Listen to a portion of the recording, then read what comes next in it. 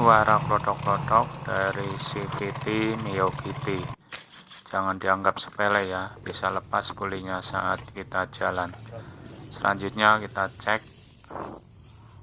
kelihatan ya banyak serpihan besi dari bak CVT. Nah, ini terlihat, ini bautnya puli depan juga kendor, dan ternyata serpihan itu dari kipas puli depan yang bergesekan.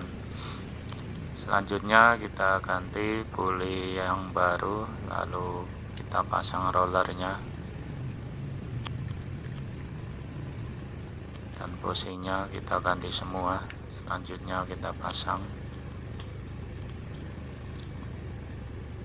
dan puli kipas kita juga ganti yang baru. Untuk mur kita juga ganti yang baru karena yang aslinya sudah dol. Selanjutnya kita kencangkan, dan ternyata mur yang baru juga tidak bisa kencang. Selanjutnya kita akalin pakai mur link stabil dari mobil Avanza yang ulirnya lebih panjang.